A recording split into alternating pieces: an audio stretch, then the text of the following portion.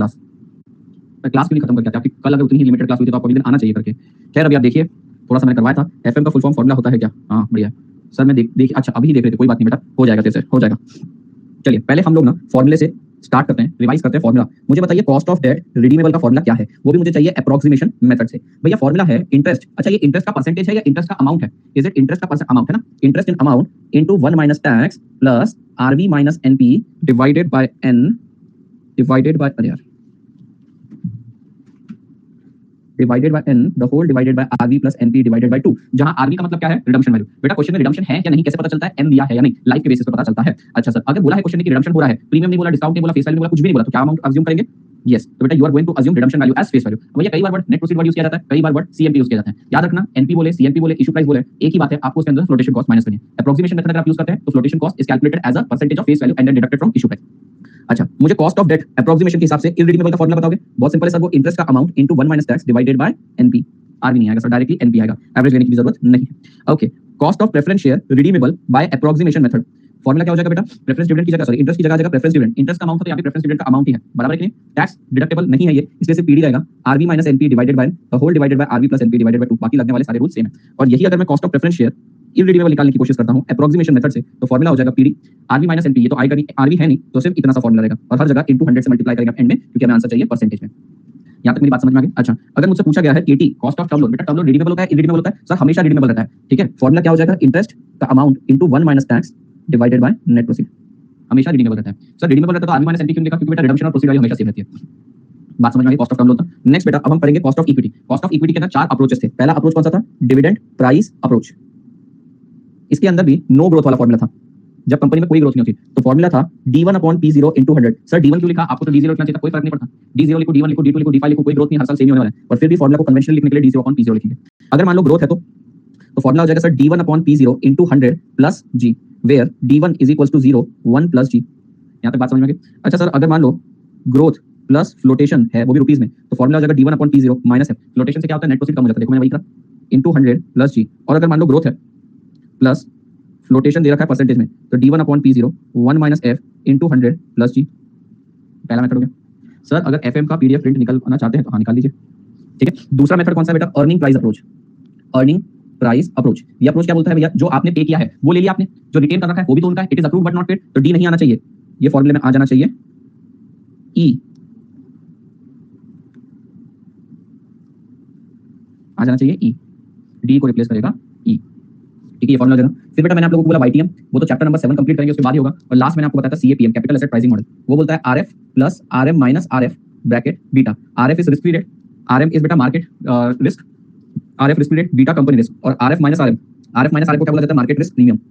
ये मैंने आपको सिखाया था। इसके बाद मैंने आपको सिखाया था बेटा अगर क्वेश्चन के अंदर आप लोगों को डिविडेंड सॉरी डिबेंचर का प्रेजेंट वैल्यू नहीं दे रखी तो फॉर्मूला यूज कर सकते हैं A/I, इसका क्वेश्चन आएगा। जैसे मेरी कंपनी 15 रुपए का डिविडेंड देती है, मार्केट में रेट चालू 16%, तो मुझे डिबेंचर अनअट्रैक्टिव होने के कारण 93.75 में सेल करना पड़ेगा। और मान लो मेरी कंपनी 15 रुपए डिविडेंड देती है, मार्केट में रेट चालू है 14%, my company is attractive, so 15 divided by 14%, मेरा शेयर प्रीमियम पे, डिबेंचर प्रीमियम पे सेल होना चाहिए। समझ रहे हैं आप? यहां तक मैंने आप लोगों को सिखाया था, मजा आ गया? सर प्रैक्टिकल में यूज करते हैं, हर कंपनी यूज करती है। और डिविडेंड अगर है यानी इक्विटी की बात करें तो ये वाला फॉर्मूला सबसे ज्यादा इस्तेमाल होता है, बाकी डेट का और प्रेफरेंस का तो एक ही फॉर्मूला है, तो वो हम यूज करते हैं। अभी तो देखो आप इसका पूरा कंसोलिडेशन बाकी है। आइए आगे बढ़ते हैं बेटा, नेक्स्ट और लास्ट निकालते हैं cost of retained earning, cost of retained earning, ठीक है। इसको KR या KS दोनों नाम से डिनोट किया जाता है, KR और KS दोनों नाम से डिनोट किया जाता है। समझ लेते हैं इसको डिटेल में, ठीक है।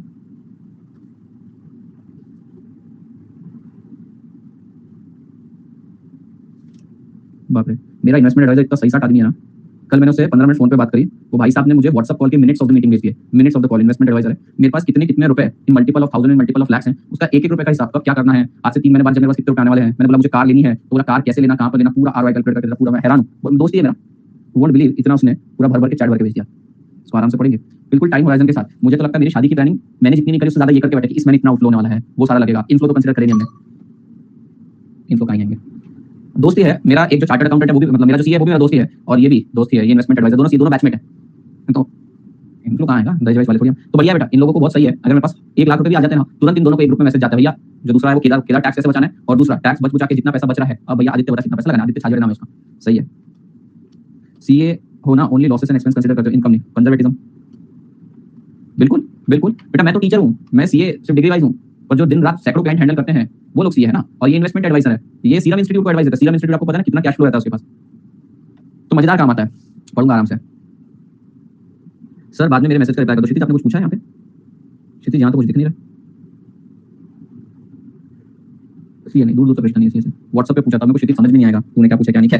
बेटा मुझे बताइए रिटेन्ड अर्निंग का मतलब क्या होता है? What do you mean bye retained earning? Sir retained earning मतलब एक ऐसी अर्निंग जो बिलोंग करती थी इक्विटी शेयर होल्डर्स को, वो हमने उनको दी नहीं, हमने उसे रिटेन कर लिया। क्यों रिटेन कर लिया? फ्यूचर ग्रोथ के लिए। अगर सारा पैसा इन लोगों को दे देंगे बेटा, ये तो आज कमाया आज गवा दिया खर्च करने वाली बात होगी। फ्यूचर ग्रोथ एक्सपेंशन के लिए पैसा भी तो जोड़ के रखना पड़ता है बेटा, तो रिटेन्ड अर्निंग। अब भैया अगर मान लीजिए सीनू ने मेरी कंपनी में इन्वेस्ट किया है, ठीक है, अब वो बोल रहा है कि सर देखो 10 रुपए अर्निंग पर शेयर है, मुझे 10 रुपए दे दो मेरे, बराबर है नहीं? लेकिन मैं बोल रहा हूं नहीं भाई देखो तो 5 रुपए ही डिविडेंड दूंगा, ये भड़क जाएगा। ये भड़क जाएगा, क्यों भड़केगा भैया? ये बोलेगा मेरे 10 रुपए हैं, मैंने रिस्क किया, तुम्हारे डिस्क्रिप्शन में तुम कौन होते हो डिविडेंड डिक्लेयर करने वाले? 5 रिटेन करने वाले तुम कौन होते हो? मैंने बोला देख भाई ये पैसे को मैं री इन्वेस्ट करूंगा, इसको मैं ग्रोथ दिलाऊंगा और तेरा शेयर प्राइस बढ़ेगा। देखना अगले साल तू मेरे पास 5 रुपए रख रहा है, तेरा शेयर प्राइस मैं 20 रुपए से बढ़ा दूंगा, ठीक है? तो एक तरह से बेटा मेरे कंधे के ऊपर बोझ है इसके 5 रुपए का, ठीक है, मेरे कंधों के ऊपर बोझ है। बोझ का मतलब क्या है बेटा? ये जो पैसा है ना इसके ऊपर इंप्लिसिटली कॉस्ट चल रही है, इसके ऊपर एक कॉस्ट चढ़ रही है। अभी सीनू ने फ्री में तो पैसा दिया नहीं है, वो रिटर्न इस पे भी एक्सपेक्ट करेगा, बराबर है कि नहीं? तो सिंपल सी चीज है बेटा, मैंने पैसा रिटेन किया क्योंकि मुझे फ्यूचर ग्रोथ के लिए पैसा चाहिए था। पर सीनू बोलता है भैया ये तो मेरा पैसा है, एक तरह से आप मेरा पैसा यूज कर रहे हो, आप मेरा पैसा यूज कर रहे हो। सीनू तो ये बोलेगा ना सर आप मेरा पैसा यूज कर रहे हो, और क्योंकि आप पैसा यूज कर रहे हो इसके ऊपर लगेगी कॉस्ट, तो भैया ये है cost of retained earning. Yes और किया। तो भैया कॉस्ट ऑफ रिटेन अर्निंग इसकी क्यों कॉस्ट आती है? ये तो कंपनी का इंटरनल अप्रूवल है, ये तो कंपनी का खुद का पैसा नहीं। ये पैसा बिलोंग करता था सीनू को, निधि को, अरुण को, इन सबको बिलोंग करता था। लेकिन इनका पैसा मैंने दिया नहीं, इनका पैसा मैंने इस्तेमाल करना चालू किया, तो क्या उसके ऊपर भी कॉस्ट लगेगी? बिल्कुल लगेगी। अच्छा मान लो बेटा तनिषा ने मेरी कंपनी में इक्विटी में इन्वेस्ट किया। तनिषा तूने मेरी कंपनी में इक्विटी में इन्वेस्ट किया, तू कुछ रिटर्न एक्सपेक्ट करेगी कि नहीं? ऑफ कोर्स करेगी। तू जो रिटर्न एक्सपेक्ट करेगी तेरे एंगल से वो रिटर्न है, मेरे एंगल से वो कॉस्ट है। और भैया कॉस्ट ऑफ इक्विटीज के, यानी तनिषा कितना एक्सपेक्ट करेगी? तनिषा एक्सपेक्ट करने वाली है केई। तो ये है तनिषा की एक्सपेक्टेशन कि सर मैं आपकी कंपनी में इन्वेस्ट कर रही हूं, 15% कॉस्ट है, यानी 15% मेरी एक्सपेक्टेशन है। मतलब क्या मैं ऐसे कह सकता हूं इक्विटी शेयर होल्डर की एक्सपेक्टेशन मतलब cost to the company for equity shareholder है? बिल्कुल। अब भैया तनिषा के लिए और 5 रुपए मैंने अपने पास अटका के रख लिए, तनिषा के और 5 रुपए मैंने अटका के रख लिए। तनिषा पैसे तो पैसे ही है, इस पैसे पे जो तूने मेरी कंपनी में शेयर में इन्वेस्ट किए थे, तो उस पे अगर 15% रिटर्न एक्सपेक्ट करिए, तो बता जो तेरे 5 रुपए मैंने अटका लिया उस पे कितना रिटर्न एक्सपेक्ट करेगी? उस पर भी सेम रिटर्न एक्सपेक्ट करेगी। वापस से समझना बेटा, तनिषा ने लेट्स से मेरी कंपनी में 100 रुपए इन्वेस्ट किए, बेटा उसने 100 रुपए इन्वेस्ट किए और वो एक रिटर्न एक्सपेक्ट करी। बेटा मैंने इस इक्विटी की कॉस्ट निकाली, मैं कंपनी मेरे एंगल से कॉस्ट, लेकिन तनिषा के एंगल से ये रिटर्न है। तो in short Tanisha is expecting return of 15% of her amount. तो भैया ये जो 5 रुपए रिटेन करके रखा हुआ है इसके ऊपर भी तो रिटर्न एक्सपेक्ट करेगी। कितना रिटर्न एक्सपेक्ट करेगी? सर जितना आपने 100 रुपए पे एक्सपेक्ट करी थी, यानी 15%। What is this 15%? This 15% is key. Did you get my point? Did you get my point? अरे यस और नो, अभी ट्विस्ट बाकी है इसके अंदर। ऑफ कोर्स के एस उसको डिनोट करते हैं बेटा, के आर के एस डिनोशन। एस का ऐसा तो मतलब नहीं है, हो सकता है हर जगह आर यूज करते हैं कई जगह। चलिए बेटा अगर मान लो के एस यानी cost of retained earning is equal to cost of equity, तो भैया कॉस्ट ऑफ इक्विटी को निकालने के तो 4 मेथड थे, तो क्या वो चारों मेथड भी यहां पे एप्लीकेबल हो जाएंगे? अरे प्लीज टेल मी बेटा, जो फॉर्मूला मैं केई के लिए लगाऊंगा वही फॉर्मूला तो मुझे केएस के लिए लगाना है। तो बताइए पहला फॉर्मूला क्या था बेटा? Sorry dividend price approach. बेटा डिविडेंड प्राइस अप्रोच में पहला वाला क्या था? नो ग्रोथ वाला था। नो ग्रोथ में क्या था formula? D0 upon P0 into 100, तो भैया वो यहीं पे लग जाएगा। दूसरा फॉर्मूला ग्रोथ का था is equal to D1 upon P0 into 100 plus G, वही फॉर्मूला यहां पर भी लग जाएगा। अब लिखना मत। Growth plus flotation in rupees क्या फॉर्मूला था? D1 upon P0 minus F into 100 plus G, लिखना मत। और लास्ट है बेटा growth plus flotation in percentage D1 upon P0 into 1 minus F into 100 plus G, लिखना मत। बेटा क्या यही सारे फॉर्मूला लगेंगे? मैंने बोला कॉस्ट ऑफ रिटेन अर्निंग उतना ही है जितना कॉस्ट ऑफ इक्विटी, तो यही फॉर्मूला नहीं लिखना है, लिखना नहीं है, ठीक है बेटा। What do you mean by F? F का मतलब होता है फ्लोटेशन कॉस्ट। जब मैं share, bond, security, debenture, preference share market में इशू करता हूं तब मुझे ये खर्चा लगता है। But my dear lovely student, retained earning के केस में मुझे थोड़ी मार्केट में कोई चीज इशू करनी है, मुझे थोड़ी कोई ब्रोकरेज और कमीशन लगने वाला है। तो भैया आप समझ लीजिए फॉर्मूला सेम है बस विदाउट एफ। तो फॉर्मूला आखिरकार क्या बन गया बेटा? क्या फॉर्मूला आपका 2, 3 और 4 सेम ही हो गया? सेकंड, थर्ड, फोर्थ सेम ही हो गया, वही ग्रोथ वाला फॉर्मूला हो गया। अब एक काम करो लिख लो। तो सर अगर ऐसा है तो इक्विटी और इसमें डिफरेंस आ जाएगा? आ जाएगा। मतलब आप इक्विटी की कॉस्ट निकालते टाइम एफ को कंसीडर करोगे, यहां पर कंसीडर नहीं करोगे। अच्छा अर्निंग वाला है तो देखो, अर्निंग वाला रहा तो वो भी E0 अपॉन P0 into 100, E1 upon P0 into 100 plus G, E1 upon P0 into 100 plus G, E1 upon P0 into 100 plus G, YTM later, और बेटा CAPM वही RF plus RM minus RF into beta. Copy that. समझ में आया logic के साथ? एक और फॉर्मूला इसको बताऊंगा।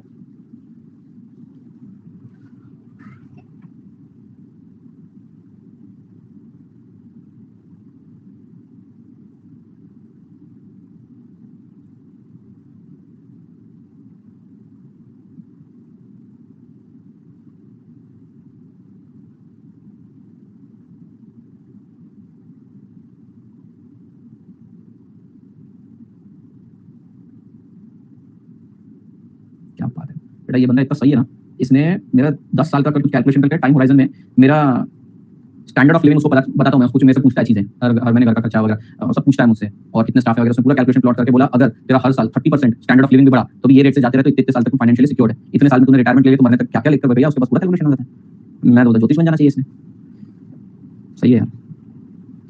ये मेरे चैनल पे आने वाला है, एक ये आने वाला है, एक वो स्टूडेंट जो 12 अटेम्प्ट लगे जैसे सीए फाइनल में, वो मेरा दोस्त है, वो आने वाला है, बिग फोर का मैनेजर आने वाला है, सब आएंगे धीरे धीरे करके। नहीं फाइनेंशियल चीजें नहीं बताता मैं किसी को, मेरे यूट्यूब चैनल पे बुलाऊंगा। सच्ची बिग फोर का, हाँ तो मैं भी बिग फोर में था ना, मेरे तो दोस्त ही ना सर, तो सीनियर मैनेजर हूँ, लेकिन है तो दोस्त की गाली गलौज से तो बुलाता हूँ मैं उनको। हाँ तो क्या, तो दोस्त तुमको क्या लगा टीचर इतने सज्जन रहते हैं, अब दोस्त है भैया क्या, मतलब तुम तो समझो कि टीचर क्या वो खाएंगे गाली, हरकतें उनकी वैसी है।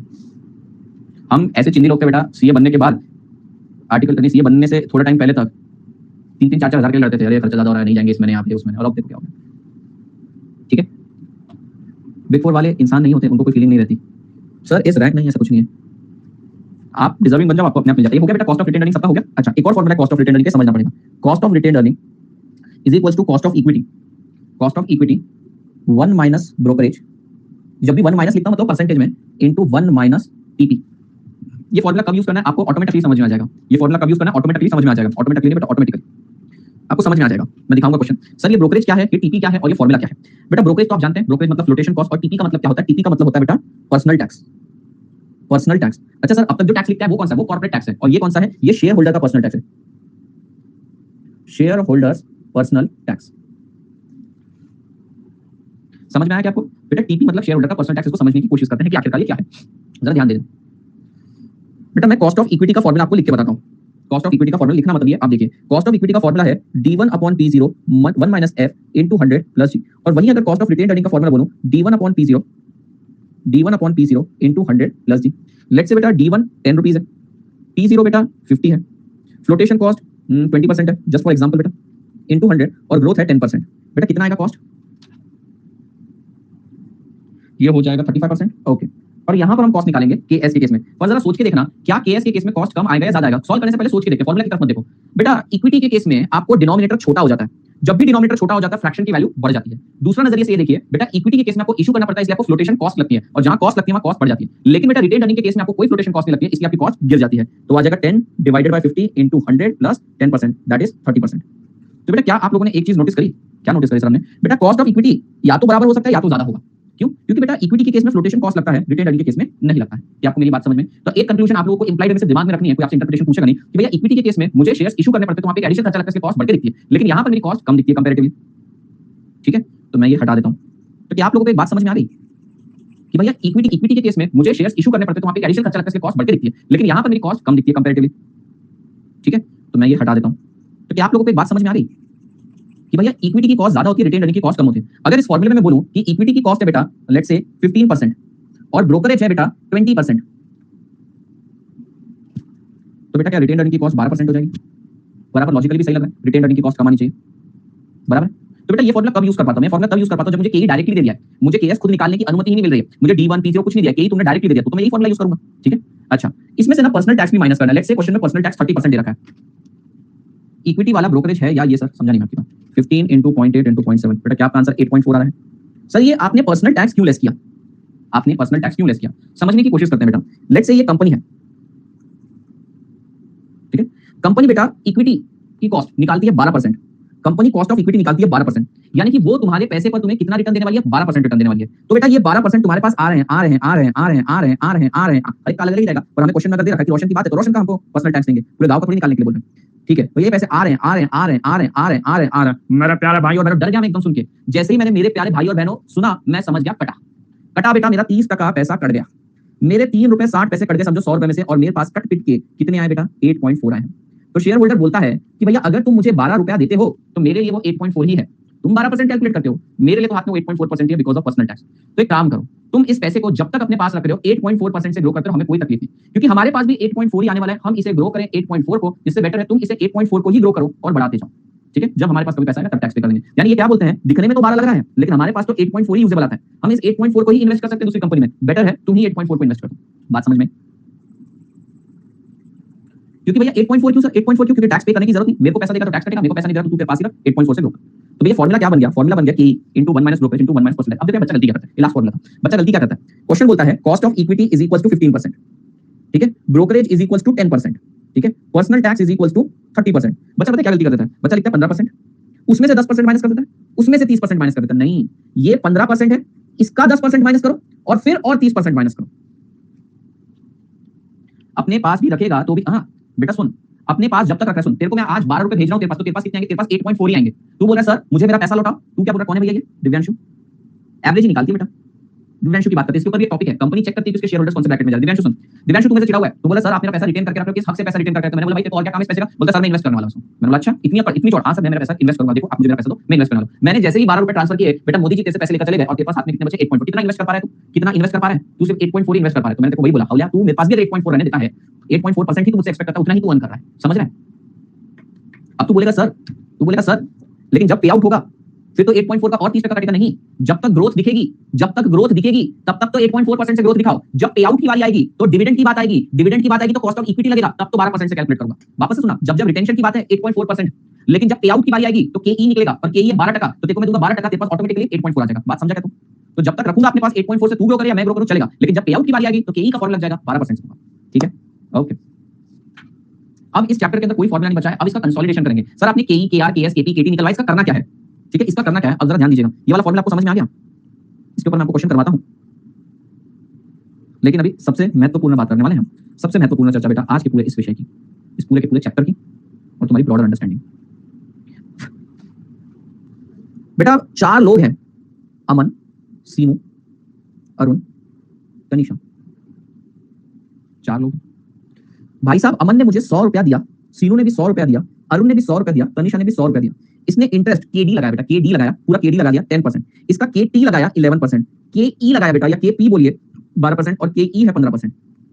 तो जरा सोचिएगा, ध्यान से जरा सोचिएगा, एकदम दिमाग के ऊपर ना जोर डाल के, बेटा क्या मुझे सारा का सारा पैसा 10% से मिला है?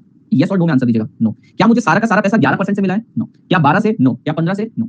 बेटा मुझे ना एवरेज निकालना पड़ेगा, मतलब ना ही 10% है ना ही 15% है, मुझे तो यहाँ पे निकालना पड़ेगा इसका एवरेज, ठीक है? एवरेज कैसे निकालेंगे बेटा? एवरेज के लिए हमें वेटेड एवरेज निकालना पड़ेगा। पहले तो तुम बताओ कितना परसेंट एवरेज है बेटा? एवरेज कितना परसेंट है? 12% बोल रहे हो? 12% कैसे बोल रहे हो सर? ये देखिए 10% plus 11 plus 12 plus 15 divided by 4, 12% बोल रहे हो, ठीक है? 12% बोल रहे हो, ठीक है। इस केस में ये चीज ठीक रही बेटा। अब मैं क्या कर देता हूं, अमन ने मेरे को 200 रुपए दिए और बेटा अरुण ने भी मेरे को 300 रुपए दिए। अब बताओ एवरेज कैसे निकालोगे? अब अगर आप सिंपल एवरेज निकालने की कोशिश करोगे तो एक गलत रिजल्ट देगा। क्यों? क्योंकि भैया देखिए आप ऐसा नहीं बोल सकते कि मुझे सारा पैसा 10% से मिला है, नहीं बोल सकते सारा पैसा 15% से मिला है, पर बेटा आप देखिए 12% को ज्यादा वेट है, ज्यादा पैसा वहां पे उठाया, ठीक है? और मैंने 11% और 15% पे कम पैसा उठाया, या फिर इसको 400 रुपए कर देते हैं, ठीक है? तो कैसे निकाला जाए?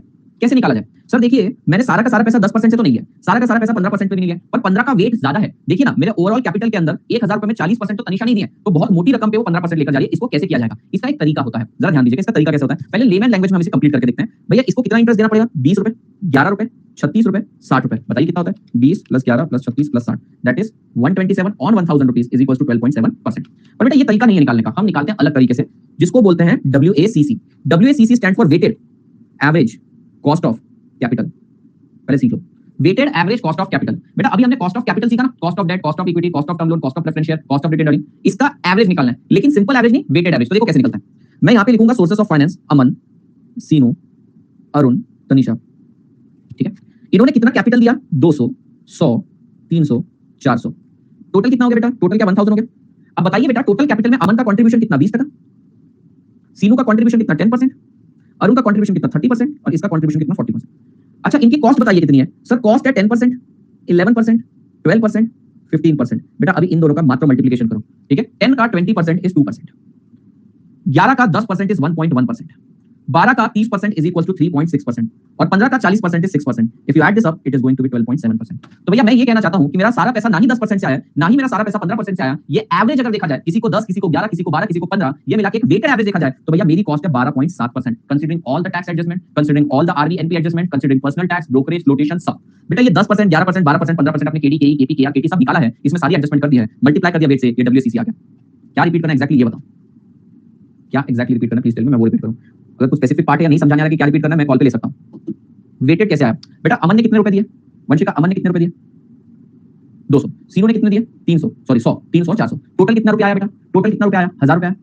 1000 रुपए में अमन का कंट्रीब्यूशन कितना है? 200 डिवाइडेड बाय 1000 20%। सीनू का कंट्रीब्यूशन कितना है? 100 डिवाइडेड बाय 1000 10%। अरुण का कंट्रीब्यूशन कितना है? 300 डिवाइडेड बाय 1000 दैट इज 30%। अब समझा? सर वेट गिवन है वो तो हम निकालेंगे, हमें ये दिया रहेगा, हमें कैपिटल का अमाउंट दिया रहेगा, ये बनाना पड़ेगा हमें, ये भी हमें बनाना पड़ेगा, इसकी छोटी-छोटी वर्किंग रहती है और फिर डब्ल्यूसीसी निकलता है। ठीक है, तो ये होता है बेटा चैप्टर का पूरा class weighted average cost of capital. ठीक है, इसको तो लिख नहीं सकते अभी हम कुछ और लिखेंगे। नहीं ये कैसे लिखा सर? इसमें 0.7 का डिफरेंस आ रहा है। कहां 0.7 का डिफरेंस आ रहा है? वो 12 था 12.7 ये बात कर, वो तो गलत ही था ना, वो तो सिंपल एवरेज था, वो तो गलत ही है, सिंपल कैसे लगेगा? अरे मुझे एक बात बता अरुण, तूने 100 रुपए दिए और तू 10% आरओआई चार्ज कर रहा है, केडी चार्ज कर रहा है। सीनू ने 900 रुपए दिए और वो 15% चार्ज कर रहा है, तू सिंपल एवरेज निकालेगा 12.5 निकलेगा, तू सिंपल एवरेज निकालने की कोशिश करेगा 12.5 निकलेगा 12.5।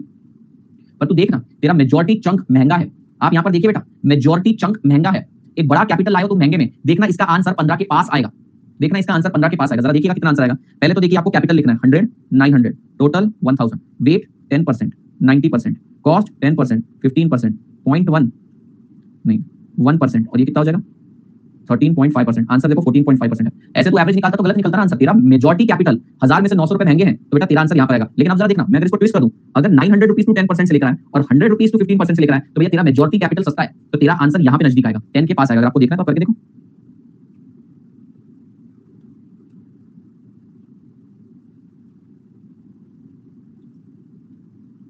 ठीक है, तो 0.7 का डिफरेंस इररिलेवेंस था, वो तो मैं बता रहा था कि गलत कैलकुलेशन थी। समझो, वेट बदलते जाएंगे आंसर बदलते जाएंगे, अब वेट बदलते जाओ आंसर बदलते जाएंगे। क्या आपको ये बात डिटेल में समझ में? ठीक है, उसको इरेज करते हैं और लिखते हैं डब्ल्यूसीसी हो गया हमारा चैप्टर। आप समझिए, अब तो सिर्फ क्वेश्चन देखने हैं, एडजस्टमेंट समझने आगे बढ़ना है। Weighted average cost of capital WACC denoted by KO। जैसे बेटा KE डिनोट करता है cost of equity, KP denote करता है cost of preference, KR denote करता है cost of retained earning, KT denote करता है cost of term loan, KD denote करता है कॉस्ट ऑफ डेट। अगर इन सबका वेटेड एवरेज निकाला जाए तो डिनोटेड बाय KO। ठीक है, KO it is the weighted average of overall capital format.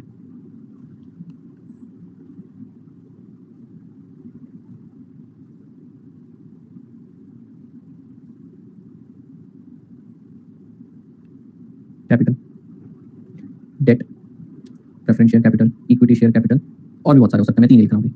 फिर बेटा अमाउंट ऑफ कैपिटल, एग्जांपल के तौर पे लिख रहा हूँ cost of overall capital, cost of overall capital. ठीक है, डेट का अमाउंट एग्जांपल के तौर पे लिख रहा हूँ 100 200 300। ठीक है, वेट कैसे निकलेगा? ये टोटल हो गया 600, तो वेट निकलेगा 100 डिवाइडेड बाय 600 16.66%, 33.33% और 300 divided by 600 is equal to 50%। ठीक है, कॉस्ट वो तो हम निकालेंगे अलग से, 10% 12% 15%। WACC कैसे निकलेगा भैया? इन दोनों का टोटल 1.66%,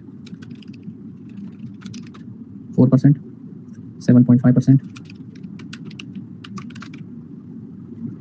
तो ना ही आपका सारा पैसा 15% का है, ना ही सारा पैसा 10% का है, वो तो कहीं बीच का एवरेज है। So what is the objective? हाँ मैं बताता हूँ, रुक जाओ मैं बताऊंगा, वैसे मैं बता चुका हूं, फिर मैं बताऊंगा।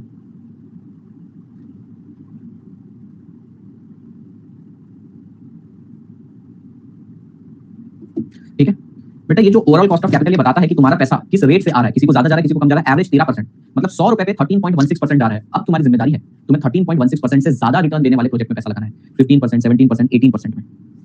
समझे? तो इस चैप्टर का यूजेज जो है, एक्चुअली कॉस्ट का यूज है वो कैपिटल बजटिंग में जाएगा। So in that particular chapter we will be talking about investing in multiple projects. So which project we should be selecting? हमें वो प्रोजेक्ट सिलेक्ट करना पड़ेगा जिसमें हमारी कॉस्ट रिकवर हो रही है अपार्ट फ्रॉम अदर एक्सपेंसेस। अच्छा सर, एक लास्ट सवाल आता है कि ये जो अमाउंट ऑफ कैपिटल है ये कहां से आता है?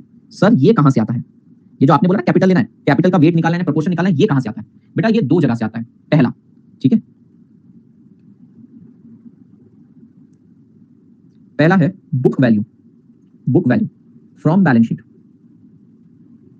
बेटा अगर क्वेश्चन बोलता है कि आपको वेट जो इस्तेमाल करना है, अमाउंट जो इस्तेमाल करना है, वो जो आपके बुक्स ऑफ अकाउंट में रिकॉर्डेड है वो लेना है, तो आप वो वाला लेंगे।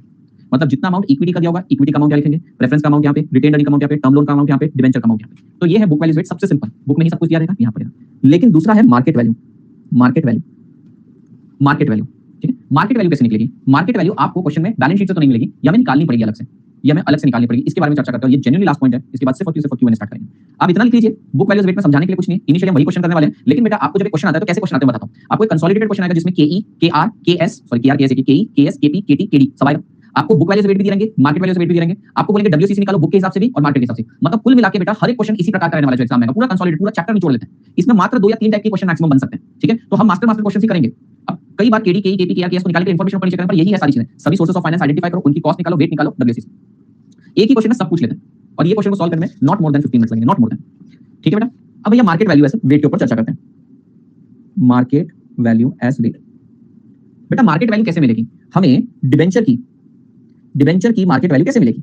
बहुत सिंपल है सर, हमें कुछ नहीं करना है, हमें नंबर ऑफ डिबेंचर लेना है into market price of one debenture लेना है।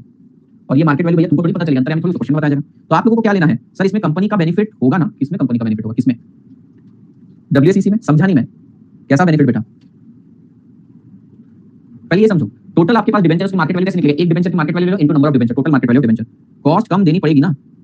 यहां कॉस्ट कम की बात कहां पर आ रही है? कैसे कॉस्ट कम आ रही है? कहां पे कॉस्ट कम आ रही है? आप बोल रहे हो डेट लेने में, सारा का सारा डेट में ले लिया पैसा तो एंड में आ जाओ। जनरल क्वेरी ना एंड में कॉल पे आ जाना, ठीक है, क्लियर कर दूंगा, एंड में आ जाना। अच्छा सर मुझे प्रेफरेंस शेयर कैपिटल की मार्केट वैल्यू चाहिए, कैसे निकलेगा? Number of preference share into market price of one preference share. Sir मुझे टर्म लोन की मार्केट वैल्यू चाहिए। बेटा टर्म की मार्केट वैल्यू नहीं होती, टर्म लोन मार्केट में थोड़ी दिखता है, और share market, stock market, bond market, capital market में थोड़ी दिखता है, तो उसकी बैलेंस शीट वैल्यू पे मान देते हैं। अच्छा अब लिखना मत, अब मैं जो बोलने जा रहा हूं वो लिखना मत प्लीज। भैया मुझे इक्विटी शेयर कैपिटल की मार्केट वैल्यू चाहिए। सर ये तो सबसे सिंपल है, ये तो सबसे सिंपल है, number of equity share into market price of one equity share. अरे तो बहुत सिंपल था। चलिए मुझे रिटेन अर्निंग की मार्केट वैल्यू चाहिए। बेटा आप मुझे बताइए क्या रिटेन अर्निंग मार्केट में बिकता है? क्या रिटेन अर्निंग मार्केट में बिकता है? जो क्वेश्चन में दी जाएगी तब की नहीं। तो क्या करना बेटा, रिटेन अर्निंग की कॉस्ट तो निकाल के बैठ चुके हो, एएस निकाल के बैठ चुके हो 12%, पर उसकी मार्केट वैल्यू दी नहीं है। तो क्या करोगे बेटा? क्योंकि रिटेन अर्निंग मार्केट में बिकता नहीं तो क्या करोगे? बताओ बताओ बताओ बताओ बताओ। उसकी वैल्यू निकालेंगे कैसे? क्या हम उसकी बुक वैल्यू लेंगे, बैलेंस शीट वैल्यू लेंगे, बुक वैल्यू लेंगे? सुनना मेरी बात, अगर आप बच्चे बोलते हो उसकी बुक वैल्यू लेंगे तो बेटा मैं आप लोगों को एक बात बताता हूं। आप मुझे बताइए कौन सी कंपनी के इक्विटी शेयर की वैल्यू ज्यादा होती है? जो कंपनी स्ट्रांग रहती है। मेरी बातों पे जरा गौर देना बेटा, जो कंपनी स्ट्रांग रहती है उसकी मार्केट प्राइस पर शेयर स्ट्रांग रहती है। और बेटा कंपनी स्ट्रांग है इसका मतलब कैसे पता चलेगा? जिसके पास बहुत ज्यादा रिजर्व्स एंड सरप्लस हो। अरे जो कंपनी के अंदर रिजर्व स्ट्रांग है, ठीक है, वो कंपनी स्ट्रांग हो। मतलब क्या मैं ऐसे कह सकता हूं ये मार्केट प्राइस जो बनी है उसके अंदर रिजर्व्स का भी हाथ है। इसका मतलब यह है कि भैया अगर मैं मार्केट प्राइस पर शेयर को earning per share, sorry, number of share से मल्टीप्लाई करूं तो भैया ये जो वैल्यू आती है इसमें मात्र इक्विटी का नहीं, रिजर्व्स एंड सरप्लस का भी कंट्रीब्यूशन है। आप समझिए बेटा, इक्विटी शेयर की मार्केट वैल्यू तो आप 1 मिनट में निकाल लेंगे, number of equity share into market price. पर बेटा उसकी जो मार्केट प्राइस निकली है, तुम्हें नहीं लगता उसमें रिजर्व्स का हाथ है बहुत बड़ा? जिस कंपनी के रिजर्व स्ट्रांग है उसी का मार्केट प्राइस पर शेयर स्ट्रांग होता है। रोशन एक एग्जांपल लेते हैं।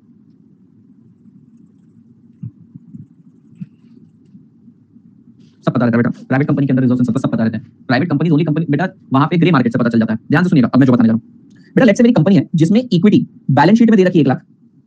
1 लाख कैसे है भैया? इसमें 1000 शेयर है 100 रुपए के। मैं बोला भैया मेरी कंपनी में रिजर्व्स एंड सरप्लस दे रखे हैं 4 लाख रुपए के। ये बैलेंस शीट की कहानी। अब मुझे क्वेश्चन बोलता है कि भाई आपको बैलेंस शीट का वेट नहीं यूज करना है, बैलेंस शीट का प्रोपोर्शन, बैलेंस शीट के कैपिटल का प्रोपोर्शन नहीं यूज करना है, मार्केट का यूज करना है। मैंने बोला ठीक है मार्केट का कर लेंगे। तो चलो मार्केट का कैपिटल अमाउंट निकाल लेंगे। तो कैसे निकलेगा? मैंने क्या किया, नंबर ऑफ शेयर्स लिए लेट्स से 1000 दे रखे हैं और भैया मार्केट प्राइस पर शेयर चालू है 500 रुपया। कितनी चालू है बेटा? 500 रुपया। तो भैया क्या मैं ऐसे कह सकता हूं 5 लाख रुपए वैल्यू है बेटा, 5 लाख रुपए वैल्यू। और मैं रिजर्व एंड सरप्लस का निकालने गया, रिजर्व एंड सरप्लस के केस में तो number of reserve, number of shares होते हैं, number of reserve and surplus होता ही है और वो मार्केट में ट्रेड होता ही नहीं है, ठीक है। और बेटा ये जो 5 लाख रुपए आई है वैल्यू कैसे आई है? सर जब आपने नंबर ऑफ शेयर को 500 से मल्टीप्लाई किया। अच्छा इसका प्राइस तो 100 रुपया दिख रहा था, ये 500 रुपए क्यों हो गया? कंपनी बहुत स्ट्रांग है सर। अच्छा स्ट्रांग है ये कैसे समझ में आया? इसके रिजर्व एंड सरप्लस स्ट्रांग है, यानी कि इस 500 रुपए में केवल मात्र सिर्फ इक्विटी का अमाउंट नहीं है, रिजर्व्स के कारण भी बना है। मतलब ये जो 5 लाख रुपए हैं, ये जो तुमने कैपिटल निकाला बेटा 5 लाख रुपए मार्केट वैल्यू निकाली सिर्फ इक्विटी का ना होते हुए, इक्विटी और रिजर्व एंड सरप्लस किया। अब सवाल ये आ गया सर हमने तो मार्केट वैल्यू ऑफ इक्विटी निकाली 5 लाख, इसमें इक्विटी और रिजर्व दोनों का पैसा है, कैसे बाइफरकेट करें? तो बाइफरकेट करेंगे ये रेशो में, बैलेंस शीट के रेशो में। तो मैं ऐसा बोलूंगा कि भैया इक्विटी का मार्केट वैल्यू 1 लाख है और इसका 4 लाख है। अभी तफातन सेम आ गया, मैं थोड़ा बदल देता हूं, नहीं तो आपको सेम लगेगा भैया। 10 लाख ले लेते हैं, तफातन सेम अमाउंट है, 1:4 के रेशो में बांटेंगे, that will be 2 lakh and 8 lakh. समझे? तो आपको मार्केट वैल्यू निकालने के लिए बोलेंगे तो क्वेश्चन में एडजस्टमेंट होगी ही होगी। इक्विटी का आपको मार्केट प्राइस पर शेयर मिल जाएगा, नंबर ऑफ शेयर मिल जाएगा, बोले इक्विटी की मार्केट वैल्यू नहीं, उसमें रिजर्व का भी छुपा हुआ है। कैसे बाइफरकेट करें? बुक वैल्यू के रेशो में लिख लेते हैं और एक बार सुपर रिकैप करेंगे और फिर अब हम स्टार्ट कर देंगे Q&A। अब ऐसा मत समझना कि कुछ सीखना बाकी नहीं है, इसके अंदर चीजें आती रहेंगी, सीखते रहेंगे। बीवी के रेशो में, हाँ भैया बीवी के रेशो में 1 2 3 4 market value of equity and reserves and surplus कैसे निकलेगा? Number of equity share into market price पर शेयर से x, और फिर ये डिस्ट्रीब्यूट होगा इक्विटी में और रिजर्व्स एंड सरप्लस में in ratio of book value of equity and reserves. मुझे लगा आप बीवी बोल रहे हो sir, reserve and surplus market में नहीं बिकते तो मार्केट वैल्यू मेथड में भी नहीं आना चाहिए ना। फिर बेटा मेरे को एक बात बता, मार्केट वैल्यू मेथड में नहीं आना चाहिए तू बोल रही है, पर ये जो तुमने अमाउंट लिया है कि इक्विटी शेयर 500 रुपए में बिक रहा है, इक्विटी शेयर 400 रुपए में बिक रहा है, ये भी तो ओवर इन्फ्लेटेड अमाउंट है। इसके अंदर किसी का कंट्रीब्यूशन है, दिख नहीं रहा है पर वो छुपा हुआ तो है। आपके शेयर की वैल्यू इन्फ्लेट क्यों हो रही है यार? क्योंकि आपकी कंपनी स्ट्रांग हो रही है। भैया कंपनी ने तो एक ही बार कैपिटल इशू कर दिया है, हर साल कंपनी के शेयर प्राइस क्यों बढ़ रहे हैं? क्योंकि उसके रिजर्व्स बढ़ रहे हैं। तो बेसिकली उसमें कंट्रीब्यूशन रिजर्व्स एंड सरप्लस का ज्यादा है, so we can not ignore that. So it is hidden although not sold in the market directly, but share price के इन्फ्लेशन में उसी का हाथ है।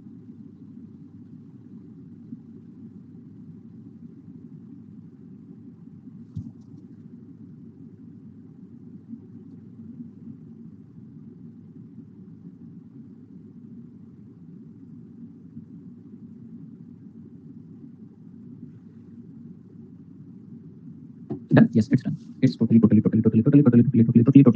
done. Yes. इतने ही इंपॉर्टेंट पॉइंट्स थे इसमें, अब छोटे मोटे पॉइंट आते जाएंगे। अब इसके अंदर कौन कौन से पॉइंट हमें अगले 4-5 दिन में देखने को मिलेगा? WACC तो देख लिया, MWACC देखेंगे, G निकालने का तरीका देखेंगे, बस 2 ही पॉइंट आएंगे अगले 4-5 दिन के अंदर, बाकी तो सब हो गया। अब भैया हम लोग पूरी तरीके से तैयार हैं Q&A करने के लिए, लेकिन एक बार मैं आपको पूरा का पूरा रिकैप करवाता हूँ, ध्यान से सुनना बेटा मेरी बात, कोई बात से ध्यान से सुनना बेटा। मुझे क्वेश्चन में ना डेट दे रखा रहेगा, इक्विटी दे रखा रहेगा, प्रेफरेंस शेयर कैपिटल दे रखा रहेगा, कभी-कभी रिजर्व्स एंड सरप्लस, कभी-कभी टर्म लोन दे रखा है। मैं क्या करूंगा, सभी की कॉस्ट निकालूंगा, 10%, 15%, 12%, 14%, 11%, ठीक है। फिर मैं बोलूंगा भैया देखो सारा पैसा तो 10% से भी नहीं आया, सारा पैसा 15 से भी नहीं आया, सो 10 से लेकर 15 की रेंज में है। तो कैसे पता करेंगे बेटा? अब हम क्या करेंगे, हर एक का कैपिटल लिखेंगे, ठीक है, डेट का कैपिटल का अमाउंट, इक्विटी का amount, preference share, reserves and surplus, फिर उसका वेट निकालेंगे, दैट इज प्रोपोर्शन। कलेक्टर नहीं तो बेटा हम लोग क्या करेंगे, उसका वेट निकालेंगे, परसेंटेज में आ जाएगा, Y%, Z%, A%, L%, O%। फिर यहाँ से जो कॉस्ट निकाली है, ये सारी की सारी कॉस्ट हम यहाँ पे लिखेंगे, इन दोनों का मल्टीप्लिकेशन करके आंसर देंगे, ठीक है। अब ये जो अमाउंट लिखा है आपने, इसके दो अप्रोच है, या तो बुक वैल्यू के हिसाब से क्वेश्चन अगर बोल रहा है तो बैलेंस शीट का फिगर उठा लो, मार्केट वैल्यू के हिसाब से बोल रहा है तो आप लोगों को कैलकुलेट करके मार्केट वैल्यू निकाल के करना पड़ेगा। कई बार सर क्वेश्चन में दोनों दे दिए तो दोनों के हिसाब से करके बताएंगे। क्या सर दो बार कैलकुलेशन करनी पड़ेगी? नहीं, आपको क्या करना है, एक बार कैपिटल लिखना है, डेट, इक्विटी, प्रेफरेंस, फिर यहाँ लिखना है बीवी का कैपिटल, बीवी का परसेंटेज, बीवी का WACC, फिर लिखना है एमवी का कैपिटल, एमवी का परसेंट, एमवी का WACC, खत्म। एक सर सवाल मेरे मन में आ रहा है, पूछो सर, अगर हमें क्वेश्चन में बीवी के हिसाब से निकालने के लिए बोला, एक बार एमवी के हिसाब से निकालने के लिए बोला, तो फर्क कहां पे आएगा? फर्क सिर्फ कैपिटल में आएगा, कॉस्ट में नहीं आएगा, ठीक है। फर्क कॉस्ट में नहीं आएगा। आप कॉस्ट में अलग तरीके से निकालो, कॉस्ट हमने बड़े लॉजिकल तरीके से निकाला, ठीक है, कॉस्ट हमने बड़े लॉजिकल तरीके से निकाला, हमने कॉस्ट निकाली बेटा, उसके अंदर बुक वैल्यू मार्केट वैल्यू का कोई रेलेवेंस नहीं था, और जहां था हमने लिया। आप देखिए केडी के फॉर्मूले कई जगह फेस वैल्यू यूज करा है, कई जगह पीओ यानी करंट मार्केट प्राइस यूज किया, तो हमने जितनी पॉसिबिलिटीज थी सब कवर कर लिया। तो डेट सॉरी बुक वैल्यू और मार्केट वैल्यू, कॉस्ट तो सेम ही रहेगी हर जगह, सिर्फ वेट बदलेगा, ठीक है, कॉस्ट सेम रहेगा, ठीक है। Are you guys ready? Anna are you ready? Ready Anna? KD निकालते टाइम इंटरेस्ट चेंज नहीं होगा, बीवी और एमवी की वजह से पूछ रही है, बता रही है, पूछ रही है कैसे बदलेगा बेटा? इंटरेस्ट टाइप पे निकलता है, interest is calculated on face value. अरे बहना मैंने आपको बताया था, interest is calculated as a percentage of face value. अगर कंपनी लिख रही है 100 रुपए का डिबेंचर है, मार्केट में वो 500 रुपए बिक रहा है, क्या फर्क पड़ेगा? एमआरएफ का शेयर 10% डिविडेंड डिक्लेयर करता है बेटा, 100% डिक्लेयर कर 70,000 थोड़ी फेस वैल्यू पे देता है। हां चलिए अब बताइए हमारे कितने क्वेश्चन हुए बेटा? हमारे कितने क्वेश्चन हुए? ₹10 फेस वैल्यू हमारा हुआ है क्वेश्चन 1 2 3, यही हुए हैं, 3 ही तो क्वेश्चन हुए हमारे। ओके ओकीज क्वेश्चन नंबर 4.9 पे आइए। अरे जाए अच्छा 2 3 4 हुआ है, ठीक है ध्यान देना, जितने होंगे देखते हैं। Question number 4.9, the current year retained earning is 7,50,000, reserves and surplus 7,50,000, the opportunity cost for share holder 10%, brokerage is 3%, share holder tax is 30%। बेटा तुम समझ पा रहे हो कौन सा फॉर्मूला लगाने के लिए बोला जा रहा है? मुझे कॉस्ट ऑफ रिटेन्ड अर्निंग ढूंढ के निकालने के लिए बोला जा रहा है, मुझे बोला जा रहा है केएस निकालो। क्या है भैया formula? KS is equal to KE 1 minus personal tax into 1 minus brokerage. आप बताइए opportunity cost of shareholder is 10%, ये क्या होगा? ये क्या हो सकता है इस फॉर्मूले में? Can you understand what this 10% would be? Yes this is KE। Sir ये तो बड़ी विचित्र लैंग्वेज लिखी है, ये ऐसा ही करेंगे, ऐसे 25 बार और अलग-अलग लैंग्वेज आएगी, पर आपको थोड़ा सा प्रेजेंस ऑफ माइंड यूज करना पड़ेगा। कहने का मतलब क्या है sir? Opportunity cost of shareholder is 10%, मतलब शेयर होल्डर इस कंपनी में इन्वेस्ट नहीं करते तो दूसरी कंपनी 10% देती थी, मतलब ये इस कंपनी से कितनी उम्मीद करेंगे? 10% की उम्मीद करेंगे, तो उन्होंने इस कंपनी में इन्वेस्ट करके मार्केट में कितना गवाया? 10%, they are talking about KE, ठीक है। सो भैया आंसर क्या आएगा? 10% into 1 minus 0.03 into 1 minus 0.3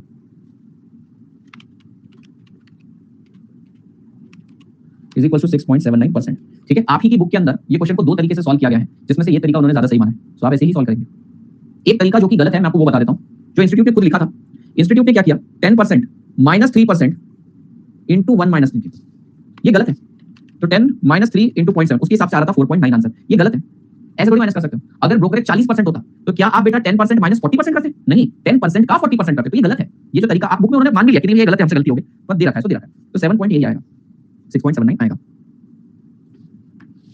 ठीक है। डन सर डन 1 2 3 हो गया बेटा, 4 भी हो गया हमारा, 1 2 3 4 1 2 3 हो गया बेटा, 4 भी हो गया हमारा, 1 2 3 4 सब हो गया। अब हम चलते हैं क्वेश्चन नंबर 5 पे, छोटे छोटे क्वेश्चन करेंगे आज। आ जाइए बेटा क्वेश्चन नंबर 5 पे। अभी तो बताया बच्चा, ये क्या रहा?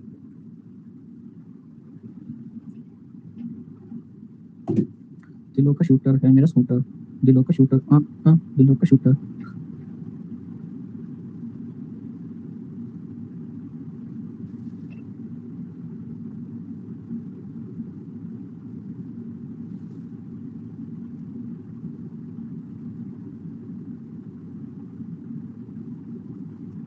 हो गया? तुम समझ गए कि नहीं समझ गए? समझे कि नहीं समझे? ओ मित्रों सखा बनाओ। चलिए सुनिए, टन्नू टन्नू टन्नू टन्नू समझा कि नहीं समझा? हाउलिया बी मतलब ब्रोकरेज था, लिखवाया भी था। कौन से नशे में बेटा?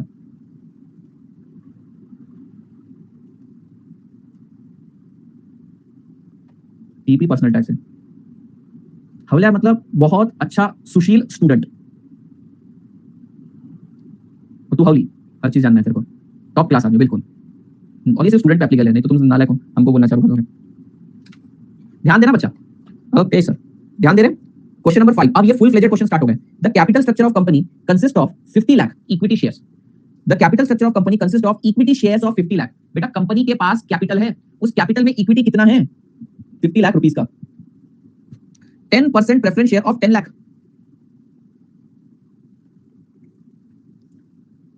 इक्विटी शेयर कैपिटल 50 लाख बेटा। बेटा ये देखो, प्रेफरेंस शेयर कैपिटल कितने का है? 10 लाख। हाँ ना, ध्यान दीजिएगा बेटा।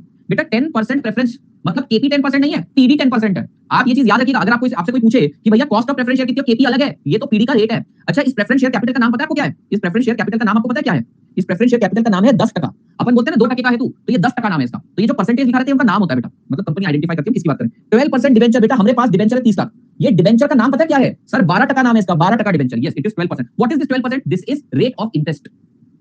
Cost of equity capital is 14.7। बेटा कॉस्ट ऑफ इक्विटी, अरे भाई ये तो देवमानुस निकला, इक्विटी की कॉस्ट निकाल के ही दे दी, मुझे तो कुछ करना ही नहीं पड़ा। वाव। टैक्स रेट 30% है, आपको डब्ल्यूएसीसी निकालना है। चलिए हम लोग डब्ल्यूएसीसी निकालते हैं। डब्ल्यूएसीसी के लिए क्या चाहिए रहेगा? पहले तो कैपिटल चाहिए रहेगा, वो दे रखा है। वेट बड़ी आसानी से निकाल लेंगे हम इसका। क्या हम वेट निकाल सकते हैं? बिल्कुल निकाल सकते हैं। टोटल कैपिटल 90 लाख का है, टोटल कैपिटल हमारा 90 लाख का है, तो क्या वेट निकाला जा सकता है? यस। वेट कितना है? वेट है सर इसका 55.55%, 11.11%, 33.33%। वेट तो निकल जाएगा। सबकी कॉस्ट निकालनी पड़ेगी। कॉस्ट ऑफ इक्विटी तो दे रखा है, मतलब इन दोनों की कॉस्ट निकालना, टेबल बनाना है। क्या क्वेश्चन समझ में करना क्या है? चलिए स्टार्ट करते हैं बेटा क्वेश्चन को। क्वेश्चन नंबर 4.5, सबसे पहला calculation of cost of debt. क्या है फॉर्मूला बेटा? सर फॉर्मूला है interest into 1 minus tax plus RV minus NP divided by the whole divided by RV plus NP divided by 2।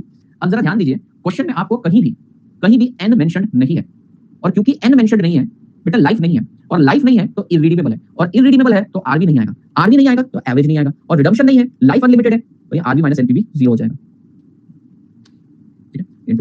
अच्छा, इंटरेस्ट कितना है बेटा? इंटरेस्ट कितना है? Interest is 12%। सर 12% किसका? इन्होंने तो फेस वैल्यू दी ही नहीं है, आप अज्यूम कर सकते हो। अगर फेस वैल्यू नहीं दी है तो आप अज्यूम कर सकते हो। मैं अज्यूम कर लेता हूं कि वो 100 रुपया है, तो इंटरेस्ट आ जाएगा 12 रुपया डिवाइडेड बाय 1 माइनस टैक्स कितना बेटा? टैक्स है 30% divided by net proceed 100 into 100 is equal to 8.4%। अच्छा सर, अगर मैं 1000 अज्यूम कर लूं तो मैं डेढ़ शाना हूं, मैं 1000 अज्यूम कर लूं तो ठीक है बेटा, फिर इंटरेस्ट का अमाउंट 120 रुपया हो जाएगा। 1 माइनस 0.3 डिनोमिनेटर नेट प्रोसीड 1000 हो जाएगा। सर मैं अति शाना निकला तो 1200 ले लो, 10000 ले लो, कोई फर्क नहीं। टोटल ले लिया सर, देखो मैं और ज्यादा शाना निकला, टोटल ले लो, कोई फर्क नहीं पड़ेगा, कोई फर्क नहीं पड़ेगा, टोटल लेके देख लो क्या आता है सच्ची। अच्छा कितने का डेट आपका? 10 लाख का है ना डेट? 30 लाख का है। हाँ, तो भैया 30 लाख का 12% 3,60,000, 1 माइनस 0.3 डिवाइडेड बाय 30 लाख। आज मेरे को कैलकुलेटर की भी जरूरत नहीं बेटा, आंसर वही आएगा, समझे? ओके, तो ये जरूरत नहीं थी बताने की, पर आगे जाके आप लोग स्पीड अपने आप बढ़ जाएगी, शेम टू शेम। अब नेक्स्ट है बेटा calculation of cost of preference share capital PD divided by net proceed. क्यों सर? लाइफ तो देनी रखी है। प्रेफरेंस डिविडेंड कितना है? 10 रुपया, अज्यूमिंग नेट प्रोसीड 100 है। आप चाहें तो बेटा नीचे 10 लाख भी ले सकते हो, तो 1 लाख आ जाएगा, बात तो एक ही है।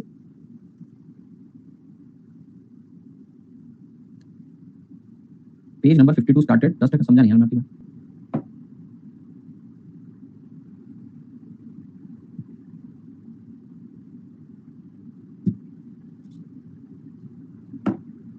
समझ गए? अच्छा, इसको बोलते हैं केपी, इसको बोलते हैं केडी। केई कितना है? 14.5% दे रखा है, ऑलरेडी दे रखा है 14.5%, 7, वो निकालने की जरूरत नहीं है। चलिए लास्ट में डब्ल्यूसीसी का टेबल बना लेते हैं, ये सबका हो गया होगा। डब्ल्यूसीसी क्या सर? डब्ल्यूसीसी ये वर्ड लिखना जायज है? बिल्कुल जायज है, इंस्टीट्यूट लिखिए। ओ इंस्टीट्यूट, तो हम भी लिखेंगे, देखो देखो ये कैपिटल,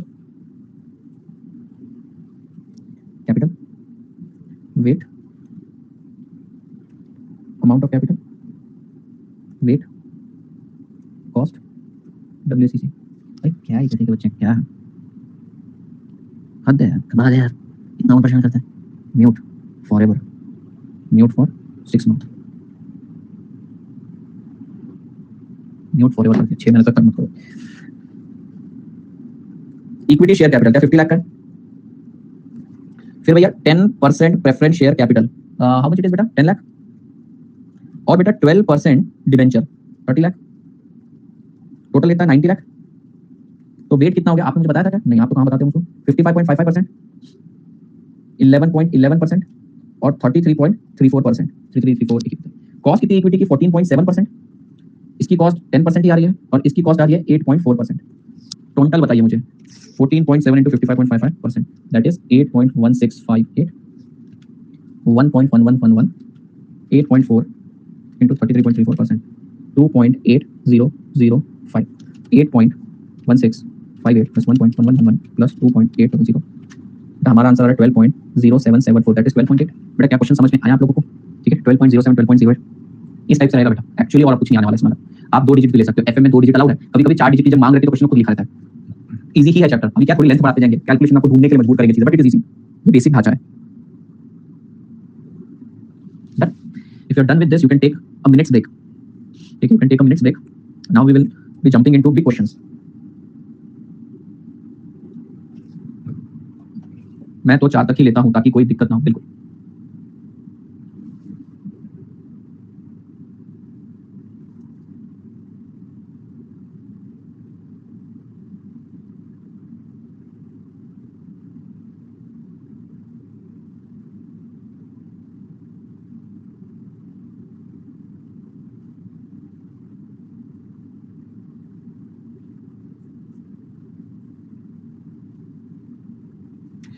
सर गाना ही गा दो। आज कौन भेजेगा? आज हाँ, आज कौन भेज रहा है फोटो भैया? हम ही रैंडमली किसी को उठा लेते हैं। सीनू को देख लेते हैं आज। सीनू नाम सुनते से मुझे ना एक बदमाश मस्तीखोर लड़का एकदम आंखों के सामने आता है, क्योंकि वो मूवी थी ना, वो क्या नाम था उसका, वरुण धवन वाली। हाँ, बदमाश लुच्चा लफंगा बच्चा, जुड़वा नहीं, अरे वो इलियाना की भूल गया क्या तुम? हाँ, इल्लू वाली, इतनी प्यारी दिखती है उसमें, हद प्यारी, मेरी नजर लगती है उसको। लोल क्या, तुम नहीं समझ पाओगे। ये देखो, ये है शक्ल से मस्तीखोर, ये सीधा नहीं है, नहीं लग रहा, शक्ल से लग नहीं रहा सीधा, और ऐसा लग रहा है तेरा कोई बड़ा भाई भी है। तेरा कोई बड़ा भाई है क्या? क्लिप सेंड टू मैन, वो जानती है बेटा। सीनू बता नहीं रहा उसका बड़ा भाई है या नहीं। सीनू क्या तेरा कोई बड़ा भाई भी है? नो। पर तेरी हरकतें देखकर तो ऐसा बिंदास सा लग रहा है, किसी चीज का टेंशन ही नहीं तेरे को। ऐसे अक्सर छोटे भाई होते हैं जीवन में, किसी चीज का टेंशन में। पर ये तूने पाप किया बेटा, ये फोटो खींच के, ये फोटो खींच के तूने पाप किया। ये हक तो सिर्फ आईफोन वालों को है, मिरर सेल्फी का। ये अपन लोग एंड्रॉइड वालों पाप है, ये अपन नहीं कर सकते, ये सिर्फ आईफोन वाले करते हैं। सही बात बोले। कोई बात नहीं बेटा, हो जाता है बेटा, गुनाह हो जाता है। नहीं, हम तो खुश हैं उसमें, पर वो उनका पेटेंट अधिकार प्राप्त करके रखा है ना उन्होंने। नहीं, वैसी बात नहीं करा, करो करो, अच्छी बात है। पर ये मिरर का सबसे ज्यादा दुरुपयोग सदुपयोग जो भी बोले इन्होंने कर लिया। क्वेश्चन नंबर 10 देखिए बेटा, एग्जाम में 2014 में आया हुआ क्वेश्चन। ठीक है, देखिए बड़ी बड़ा आसान सा question. The following details are provided by GPS limited. Equity share capital, अरे यार ये जब ऐसा होता है ना, नेक्स्ट पेज पे जाते मेरा मन करता है खून कर दूं किसी का, मच्छर हो मक्खी हो, ये ऐसे ऐसे हिलते हिलते वहां तक पहुंचना और फिर ऐसा हो जाता है। इक्विटी शेयर कैपिटल 65 लाख का है। प्रेफरेंस शेयर कैपिटल, ये प्रेफरेंस शेयर कैपिटल का नाम बताओ यार मुझे कोई, प्रेफरेंस शेयर का नाम बताओ कोई। 12% बेटा, 12% नाम है इसका। तो क्या सर केपीबी 12% है? मे बी नॉट, मैं तो अपने हिसाब से निकाल के देखूंगा। LC 12 lakh, 15% redeemable debenture 20 lakh का, 10% कन्वर्टिबल डिबेंचर 8 लाख के। तो भैया एक 15% वाला है, एक 10% वाला है, fine. The cost of equity capital is 16.3। मेरे बाप रे, देव मानुस निकला क्वेश्चन, इसने भी बोल दिया कि इसका तो निकाल के ही दे दिया 16.3%। And income tax is 30%। आपको निकालना है डब्ल्यूएसीसी। बेटा इस बार 2 बार कॉस्ट ऑफ डेट निकलेगी, इस बार 2 बार कॉस्ट ऑफ डेट निकलेगी, आप खुद ट्राई करके देखो। मैं आपको सबकी कॉस्ट बता देता हूं। इसका 16.3% आएगा, इसका आप निकालेंगे, इसका 12% आएगा, इसका 10.5% आएगा और इसका 7% आएगा। निकाल के देखिए, ट्राई करिए बेटा। और उसके बाद आपको टेबल बनाना है, उसमें ये सारे नाम लिखने हैं, कैपिटल लिखना है, उसका प्रोपोर्शन बनाना है, इनसे मल्टीप्लाई करके डब्ल्यूएसीसी सेम ही है। यस, तो करो ना बेटा, मैं कितना अच्छा हूं।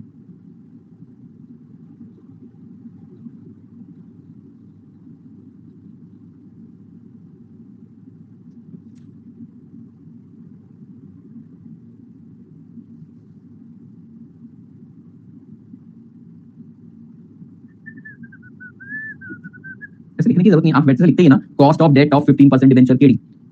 ठीक है, वो तो आप लिखते ही हैं, लॉन्ग फॉर्म तो लिखते ही हो।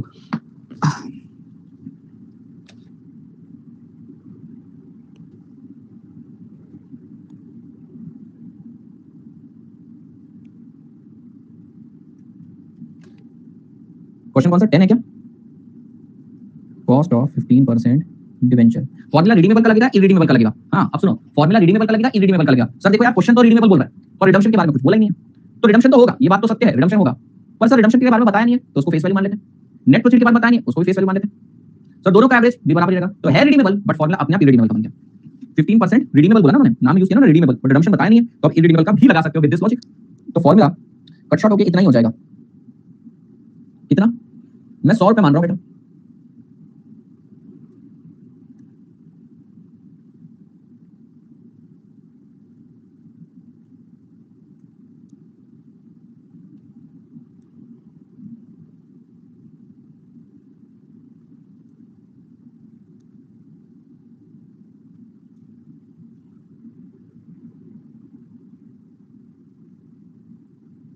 वाईफाई दिक्कत दे रहा है बेटा, कोई बात नहीं, पड़ोसी तो दिक्कत नहीं दे रहे ना, खुश रहो।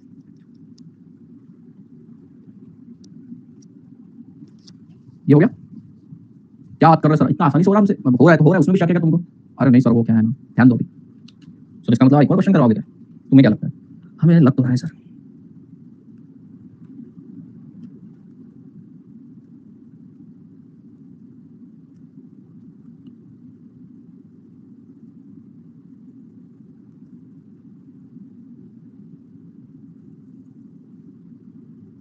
Twelve percent, 16.3%।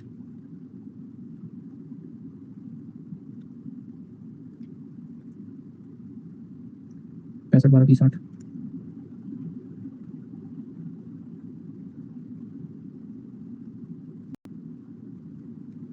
कितना हो रहा है? 65 plus 12 plus 105 lakh. 65 divided 105, that is 61.90%। 12 divided 105, 11.42%। 20 divided 105, 19.04%। Divided by 20 into 8 is 7.61%। Multiply करिए, 16.3 into 61.9%, that is 10.0897%। 12 into 11.42%, 1.3704%।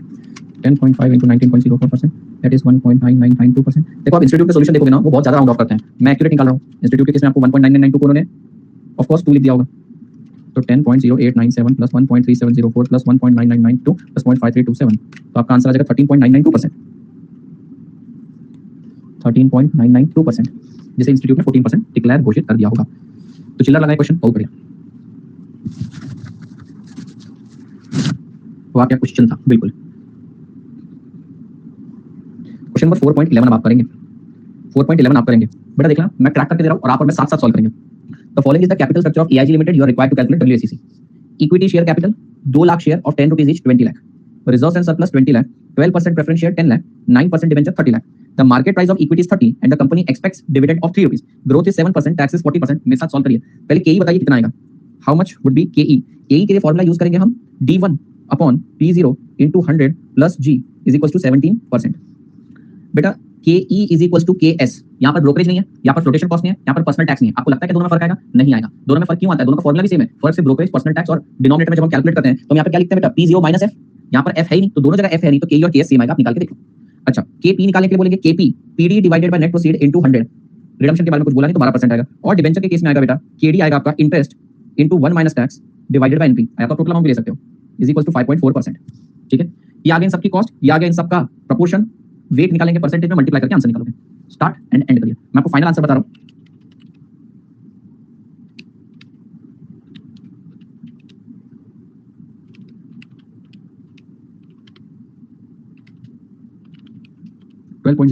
yes, ये मैं सॉल्व नहीं कर रहा, आपको यहाँ पे फॉर्मूला लिखना है। प्रीवियस क्वेश्चन जैसे K is equal to D1 upon P0 minus F है ही नहीं इंटू 100 प्लस जी, और केएस के लिए भी सेम फॉर्मूला लगाना है D1 upon P0 into 100 plus जी। दोनों 17 ही आएंगे। Are you finding this questions easy, real easy? वैसे ही है चैप्टर। अगला चैप्टर मैं आपको बताऊं, इससे भी ज्यादा इजी है, लेवरेज से भी ज्यादा इजी है। यस, लेवरेज से ज्यादा इजी एक और चैप्टर है, डिविडेंड डिसीजन, चैप्टर नंबर 9। तो अगला चैप्टर होते से आपके 30 मार्क्स फिक्स हो जाएंगे, 25 तो पकड़ ही लो।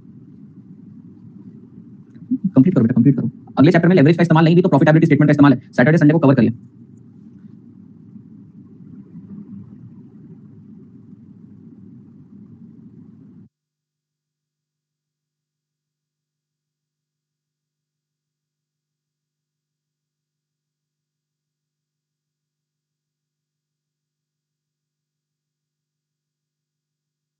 मेथड से सॉल्व कर रहे हो?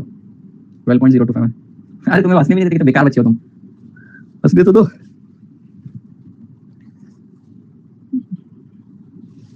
मैंने बोला सीनू बदमाश बच्चा है।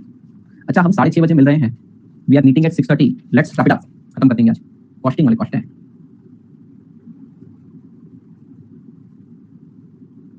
सर एक बार अगर फ्लोटेशन कॉस्ट लिखा तो सब कैपिटल में लगाना। बेटा जिसका फ्लोटेशन कॉस्ट है उसके बारे में बताएंगे वो। इक्विटी का फ्लोटेशन है तो इक्विटी के बारे में आगे देखो, हर टाइप के परम्यूटेशन कॉम्बिनेशन आ जाएंगे। बेटा 12.025% आ रहा है आपका, 14.5093 कैसे आ रहा है? इसका वेट 25% आ रहा है, 0.25 या फिर 25% बोलो। इसका 25% आ रहा है, इसका 12.5, इसका 37.5। तो कॉस्ट लिख दिया मैंने। कॉस्ट 17%, 17%, 12%, 5.4%। जिल सीनो जब सब बोल रहे हैं तो सोचा ही होगा। आगे सबका आंसर तो लो जी, क्वेश्चन नंबर 11 भी हो गया हमारा। 9 10 11 1 2 3 4 5 9 10 11। आगे बढ़ते हैं, 11 के आगे बढ़ते हैं बेटा। छुट्टी ये क्या होता है? आज तो 6:30 तक है, 6:30 बजे बाद इनको टॉर्चर करूंगा, मतलब पढ़ाऊंगा।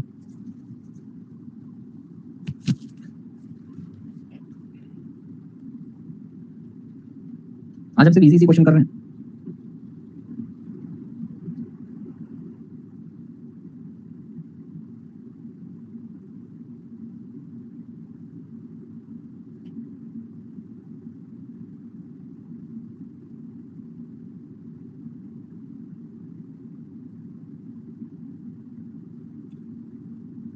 वो सुनकर तो मैं भी डर गया हूँ।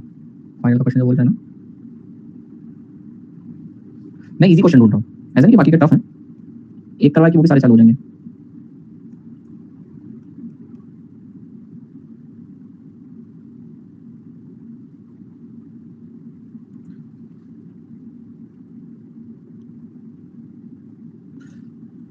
ये और ये सेम है, इसलिए वो कर नहीं सकते। और ये भी सेम है, ये भी सेम है।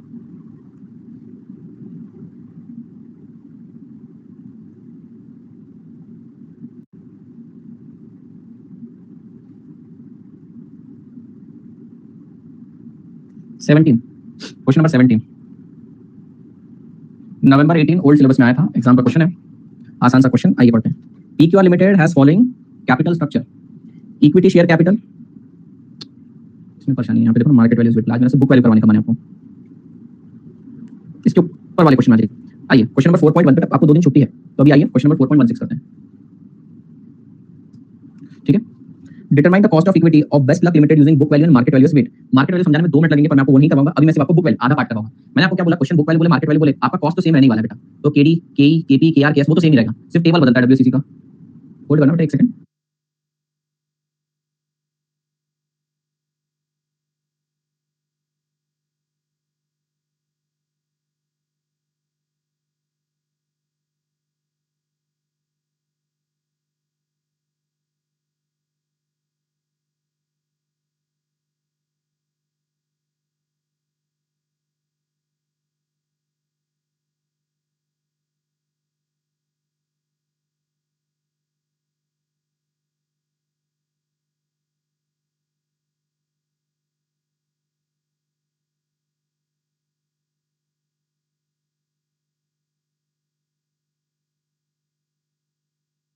कुरियर वाला कन्नड़ में बात कर रहा था, पहले मैंने पूरा सुना, मैंने सोचा देखकर समझ में आता है, बोले श्रीमान जी मैं समझ गया, डाउट इसकी वही होगी कोई बच्चा फोन नहीं उठा रहा होगा। तो पहले मैंने पूरा सुना, फिर मैंने कन्नड़ नहीं आती मुझे, हिंदी में बोलिए, फिर उसने किसी और को दिया।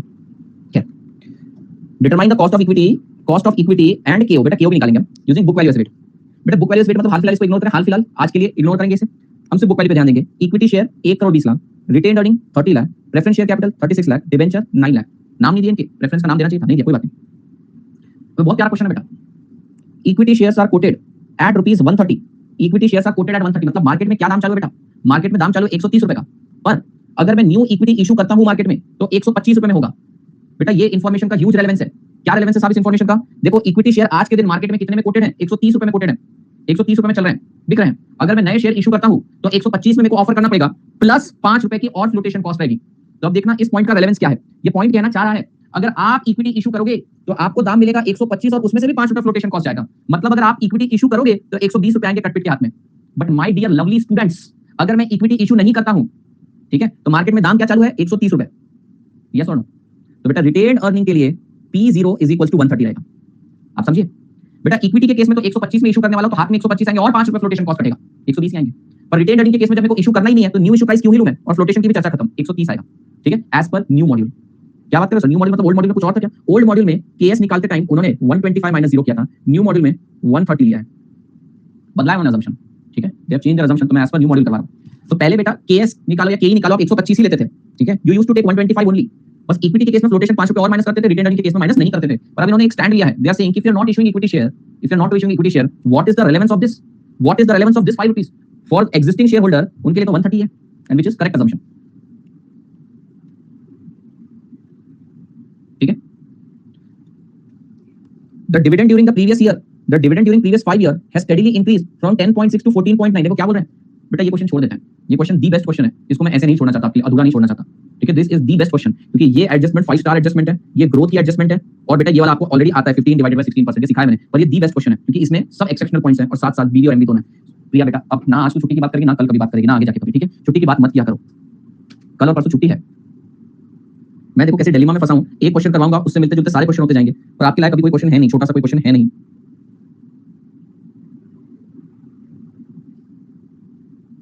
ये तीनों लिंक्ड है, एक करवाऊंगा सब लिंक्ड है, ये दोनों लिंक्ड है, ये दोनों सेम है। नहीं ठीक है, मैं छोड़ रहा हूँ, पर छुट्टी छुट्टी मांगना मत करो, ऐसा लगता है फिर तुम्हें बोर हो रहा है क्लास में, फिर मेरे को अच्छा नहीं लगता ना।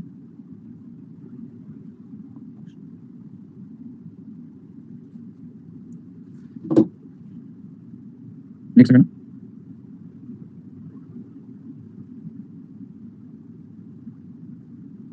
चलिए छोड़ देता हूँ आप लोगों को, एक दो डाउट है बच्चे के।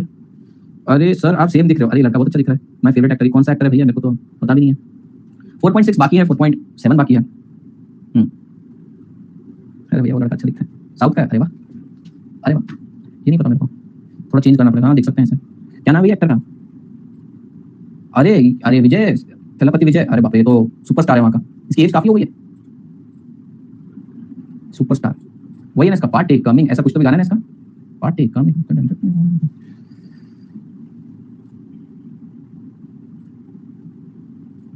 यस मित्रों, अब आप लोग जा सकते हो, 2 दिन में बैकलॉग कवर करो। अगर कोई बच्चा आज से ज्वाइन हुआ है तो सबसे पहले वो वेडनेसडे, थर्सडे और फ्राइडे, वेडनेसडे, थर्सडे, फ्राइडे के लेक्चर कंप्लीट करें अभी के, और उसके बाद फिर टाइम मिलता है तो भैया लेवरेज का, यानी कि लास्ट मंडे का, मंडे ट्यूसडे वेडनेसडे का लेक्चर देखें। हाँ आज क्लास है, ले रहा हूँ।